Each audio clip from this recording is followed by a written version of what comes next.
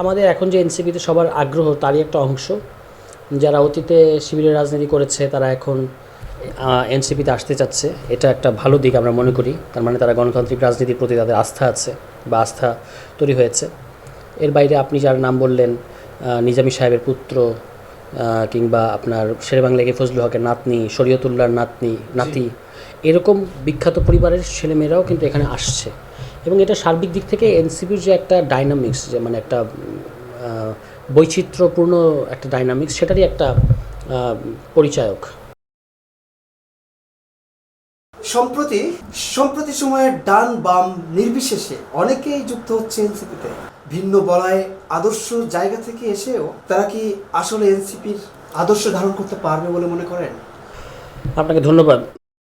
যারা এনসিপিতে আসছে তারা এনসিপির রাজনীতি করার জন্যই আসছে, এবং এনসিপির রাজনীতিটা হচ্ছে একটা মধ্যমপন্থার রাজনীতি, গণতান্ত্রিক রাষ্ট্র প্রকল্প নিয়ে আমরা কাজ করি। এটাতে যারা কনভিন্সড হচ্ছে, যারা এটাকে এই সময় রাজনীতি মনে করছে, তারাই এখানে আসছে। ফলে আমাদের জন্য ডান বাম এটা খুব বড় বিষয় না, আমরা সবাইকে অ্যাকোমোডেট করতে চাই। এবং কিন্তু মানে কেউ যদি মনে করে যে সে তার দিকে নিজের এনসিপিকে নিয়ে যাবে, সেটা হবে না। এনসিপির জায়গাতেই থাকবে। ফলে এইটা আসছে, আমরা শুরু থেকে এই চ্যালেঞ্জটা নিয়েছি। জাতীয় নাগরিক কমিটি থাকতো, এখানে বিভিন্ন মতাদর্শের মানুষের একটা সম্মেলন ঘটেছিল, সেই ধারা এখনও অব্যাহত আছে। এটা আমাদের জন্য নতুন কোনো সমস্যা না, এবং এটাকে আমরা সমস্যাও মনে করি না, বরং এটা আমাদের জন্য একটা খুব ভালো দিক। অনেকের অভিযোগ এইসব আদর্শহীন মানুষের যোগাযোগের মাধ্যমে বা মধ্য দিয়ে এনসিপির বড়জোর বিএনপির মতো সেকেন্ড গ্রেডের একটা ক্লাব হতে পারে। এটা যারা বলেছেন তারা তাদের মতামত দিয়েছেন, আমরা এরকম মনে করি না। আমরা মনে করি যে বিএনপির সাথে এনসিপির খুব গুরুত্বপূর্ণ পার্থক্য আছে। বিএনপি মূলত জাতীয়তাবাদী রাজনীতি করে, আমরা একটা রাষ্ট্র প্রকল্পের রাজনীতি করি। আমাদের একটা গণতান্ত্রিক রাষ্ট্র প্রকল্প আছে, যদিও এখানে জাতীয়তাবাদী কিছু কিছু এলিমেন্টস আছে আমাদের রাজনীতির মধ্যে, কিন্তু আমরা পুরোপুরি জাতীয়তাবাদী বলতে যেটা বোঝায় সেই ধরনের রাজনৈতিক দল না। আমরা একটা রাষ্ট্র প্রকল্প বা গণতান্ত্রিক রাষ্ট্র এবং সংস্কারবাদী একটা রাজনৈতিক দল, মানে যারা গণতান্ত্রিক সংস্কারকে তাদের প্রধান রাজনীতি করেছে। অবশ্যই আমরা আধিপত্যবাদ বিরোধী, আমাদের সার্বভৌমত্বের প্রশ্নে আমরা অত্যন্ত আপোষহীন, এসব ব্যাপার ঠিক আছে। কিন্তু বিএনপির উদ্ভব এবং বিএনপির একটা শুরু হয়েছিল একটা পুরোপুরি রাষ্ট্রীয় পৃষ্ঠপোষকতায়। এনসিপির ব্যাপারটা সেরকম না। এনসিপি একটা গণ অভ্যুত্থানের মধ্য দিয়ে জনগণের ভালোবাসা নিয়ে এনসিপি গড়ে উঠছে, প্রতিদিন বিকশিত হচ্ছে। ফলে এটা বিএনপির মতো হবে আমার কাছে সেরকম মনে হয় না, বরং বিএনপির রাজনীতির যেই ঘাটতি সেটা এনসিপি পূরণ করবে। চট্টগ্রামের মঞ্জুরুল আলমে কি এনসিপির নতুন চমক? এরকম অনেক ধরনের লোক আসছে যারা আসলে নতুন রাজনীতির প্রতি যাদের একটা আস্থা তৈরি হয়েছে বা আগ্রহ তৈরি হয়েছে। তার মধ্যে আপনি যার নাম বললেন তিনিও একজন। তারা পুরনো বিভিন্ন দলের সাথে অতীতে থাকলেও সেই দলগুলোর কাছ থেকে তারা তাদের প্রত্যাশিত রাজনীতি পায় নাই, ফলে তারা এনসিপিকে তাদের ডেস্টিনেশন মনে করছে, এবং আমরা তাদেরকে ওয়েলকাম করতে প্রস্তুত আছি। শিবিরের সাবেক নেতারা এনসিপিতে যুক্ত হচ্ছেন, নিজামী সাহেবের সন্তানও যুক্ত হয়েছেন, এটাকে কিভাবে দেখছেন? এটা আমাদের এখন যে এনসিপিতে সবার আগ্রহ তারই একটা অংশ। যারা অতীতে শিবিরের রাজনীতি করেছে তারা এখন এনসিপিতে আসতে চাচ্ছে, এটা একটা ভালো দিক আমরা মনে করি। তার মানে তারা গণতান্ত্রিক রাজনীতির প্রতি তাদের আস্থা আছে বা আস্থা তৈরি হয়েছে। এর বাইরে আপনি যার নাম বললেন, নিজামী সাহেবের পুত্র, কিংবা আপনার শেরেবাংলা একে ফজলুল হকের নাতনি, শরীয়তুল্লাহর নাতি, এরকম বিখ্যাত পরিবারের ছেলেমেয়েরাও কিন্তু এখানে আসছে। এবং এটা সার্বিক দিক থেকে এনসিপির যে একটা ডাইনামিক্স, যে মানে একটা বৈচিত্র্যপূর্ণ একটা ডাইনামিক্স, সেটারই একটা পরিচায়ক। আপনার আসলে স্থানীয় জামাতের অনেকেই বিট্রে করেছিল, জামাত তাদেরকে বহিষ্কার করেছে, এটাকে কিভাবে দেখছেন? এটা আমি মনে করি একটা ওয়েলকাম ডিসিশন, কারণ এটা না হলে এটা একটা নজির হিসেবে থেকে যেত। যদি তাদের বিরুদ্ধে ব্যবস্থা না নেওয়া হতো তাহলে তারা মনে করতো যে দলীয় শৃঙ্খলা রক্ষা করাটা জরুরি না, কিংবা জোটের সিদ্ধান্ত মানাটা জরুরি না। এই এক্সাম্পলটা যে সেট হতে দিল না জামায়াত ইসলামী, এই জন্য আমি তাদেরকে সাধুবাদ জানাবো, ধন্যবাদ জানাবো। বিএনপি গণভোট না মানলে কি করবেন? গণভোট নিয়ে তো আমরা আন্দোলনে আছি, এবং গণভোট নিয়ে এটা যতক্ষণ পর্যন্ত আদায় হবে না ততক্ষণ পর্যন্ত আন্দোলনে আমরা থাকবো। অতীতে যখন তত্ত্বাবধায়ক সরকার নিয়ে এর ব্যাপারে আন্দোলন ছিল 90 দশকে, সেটা 25 মাসের আন্দোলন ছিল, মানে প্রায় 2 বছরের বেশি সময় লেগেছে, কিন্তু আন্দোলন কিন্তু আদায় হয়েছে। ফলে জনগণের কাছে এখন আমাদের প্রথম কাজ হচ্ছে তাদের ম্যান্ডেটটাকে যে বিএনপি হাইজ্যাক করছে, এইটা জনগণকে বোঝানো হচ্ছে আমাদের কাজ। সেটা আমরা বোঝাচ্ছি তাদেরকে, এবং মানুষজন এটার ব্যাপারে বিএনপির উপর চরম নাখোশ হচ্ছে। তো ভবিষ্যতে এটা আমার মনে হয় যে বিএনপি জনগণের চাপ এটা মানতে বাধ্য হবে। আরেকটা গণ অভ্যুত্থান কি সম্ভব স্বল্প সময়ের মধ্যে?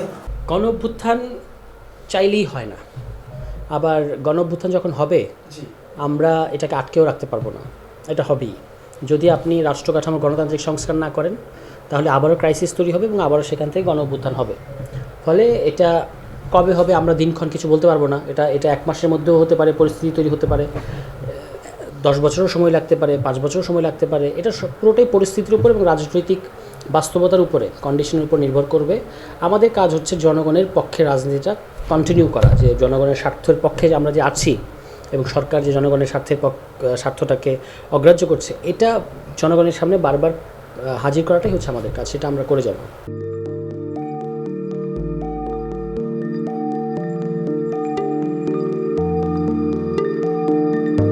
পহেলা জানুয়ারি 2026 ইউটিউব জার্নালিজমের অগ্রদূত changeTV.press সংগ্রাম মুখর 7 বছর পেরিয়ে পা রাখলো গৌরবান্বিত 8 বছরে। এই আনন্দ প্রহরে সবাইকে নিরন্তর শুভেচ্ছা। আমি নিজেকে ধন্যবাদ মনে করি, আমি সৌভাগ্যবান। চেঞ্জ টিভির পক্ষ থেকে আমার সাক্ষাৎকার নেওয়ার জন্য তারা আসছেন এবং চেঞ্জ টিভি দীর্ঘ 8 বছর ধরে এই কাজগুলি করছে। আমি তারা অনেক ভালো কাজ করেছেন, দেশের মানুষের সুখ দুঃখের কথা প্রত্যক্ষ তুলে ধরছেন। আমার আশা থাকবে চেঞ্জ টিভি সামনের দিকে উত্তরোত্তর আরও সমৃদ্ধ হবে। একটাই শুধু আমাদেরকে উপদেশ দিতে চায় তাদের কাছে, সেটা হচ্ছে সত্য কথাটা মানুষের সামনে তুলে ধরা, মানুষের ভিতরে কি চায় তাদেরটা তুলে ধরা, মানুষের প্রত্যাশা তুলে ধরা এবং মানুষের মধ্যে এই যে দেশাত্মবোধটা এবং সত্যবাদীটা, এটা জাগরণ করে চেঞ্জ টিভির সামনের দিকে এগিয়ে যাবে। এবং যারা দেশের কথা চিন্তা করে এবং দলমত নির্বিশেষে যে লোকগুলো আছে তারা দেশের কথা চিন্তা করে, দেশের উন্নয়নের কথা চিন্তা করে, কোনো পক্ষপাতিত্ব করে না, তাদের বক্তব্য দেশের মানুষের তুলে ধরা, এই কাজগুলি সামনে এগিয়ে নিয়ে যাবে, এটা আমাদের প্রত্যাশা। অনেক ধন্যবাদ আপনাদেরকে, দেশবাসীকে, দেশবাসী পক্ষে সবাইকে আমি ধন্যবাদ জানাচ্ছি। changeTV.press এক ফোঁটা হলুদও নেই। আমরা শুধু আপনাদের কাছে একটাই আবেদন করব, মিথ্যার পিছনে দৌড়বেন না, সত্যকে ধারণ করেন, সত্যকে জনগণের কাছে তুলে ধরেন। সেটা যতই কঠিন হোক না কেন পিছপা হবেন না, ভয়ের কোনো কারণ নেই। আল্লাহর সাথে থাকেন, আল্লাহ আপনাকে সাহায্য করবে। কোনো মানুষের কাছ থেকে কোনো সাহায্য কামনা করবেন না। ধন্যবাদ। changeTV.press এক ফোঁটা হলুদও নেই। হ্যাঁ, চেঞ্জ টিভি আমি বিশেষ কারণে দেখি সুযোগ পেলে, বিশেষ করে তোমার অনুষ্ঠানটা যখন হয় আগে পরে আমি দেখে থাকি, ভালো লাগে, উপস্থাপনা ভালো, মোটামুটি সব কিছু ভালো। আমি তাদের শুভকামনা করি এবং চেঞ্জ টিভি আমি আশা করি সবসময় নিরপেক্ষ, যেহেতু এই চেঞ্জ টিভিটা সংবাদ প্রচারের একটা মাধ্যম, সুতরাং সঠিক সংবাদটাই চেঞ্জ টিভি প্রচার করবে, এটাই আমার কামনা থাকবে তাদের কাছে, সেই সঙ্গে আমার শুভেচ্ছা থাকবে। changeTV.press এক ফোঁটা হলুদও নেই। সুপ্রিয় দর্শক, এই চেঞ্জ টিভি বিগত 7 বছর ধরে খুবই গুরুত্বপূর্ণ ভূমিকা পালন করছে আমিরুল মোমিনিন মানিক। উনি তো এখন বাংলাদেশে একটা ন্যাশনাল ফিগার হয়ে দাঁড়িয়েছেন। তিনি সত্যকে ধারণ করে আছেন, সত্য প্রচার করে, সত্যের প্রকাশ করে, সত্য ধারণ করে তিনি একটা পরিবর্তন আনতে চেয়েছেন এই সমাজে। আমি আশা করি এটাতে অনেকে উদ্বুদ্ধ হয়েছেন এবং এই চেঞ্জ টিভির ভূমিকা অন্যকে অনুসরণ করার জন্য আমি আবেদন জানাবো। একই সাথে চেঞ্জ টিভির কর্তৃপক্ষ এবং দর্শক শ্রোতাকে আমার ব্যক্তিগত দোয়া এবং শুভেচ্ছা রইল।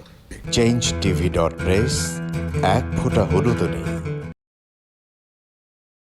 বিশেষ করে আমিনুল মোমিনিন মানিক তার চেঞ্জ টিভিতে তিনি সবচেয়ে আমাদের কঠিন সময়ে, সবচেয়ে দুর্যোগের সময়ে এখানে যে সমস্ত অনলাইন খুব ঝুঁকি নিয়ে দায়িত্ব পালন করেছেন, তার মধ্যে চেঞ্জ টিভি এবং তার প্রধান উদ্যোক্তা আমাদের প্রিয় ভাজন আমিরুল মোমিনিন মানিক, তিনি অন্যতম।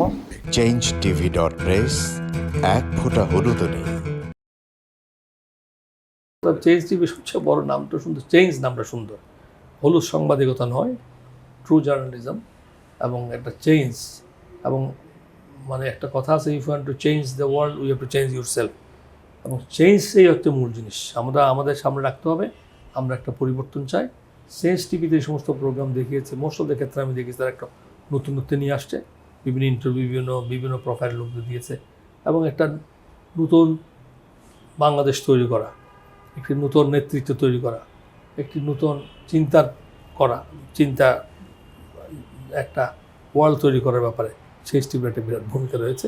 সেজন্য চেঞ্জ টিভিকে আমি ধন্যবাদ। যদিও এটা Online. ওই ধরনের টেলিভিশন না, বাট এটা একটা online TV, but it's very successful. তাই আমি উত্তরোত্তরে সাফল্য কামনা করছি। আমি চাই যে ব্যতিক্রম দিয়ে আমাদের ইয়েটা শুরু করতে, যে কথাটা বললাম যে প্রত্যাশা, মানুষ একটা ব্যতিক্রম চাই এবং চেঞ্জ টিভি সে ভূমিকা পালন করুক, এটা প্রত্যাশা। এবং তাদের 8 বছরের অতিক্রম করেছে, তাদেরকে তার দর্শকদেরও শুভেচ্ছা জানাচ্ছি। যারা তোমরা এটার পিছনে ছিলা, যারা নেপথ্যে কাজ করছো, তাদেরকেও আমি আন্তরিক শুভেচ্ছা জানাচ্ছি। changeTV.press, এক ফোঁটা হলুদও নেই।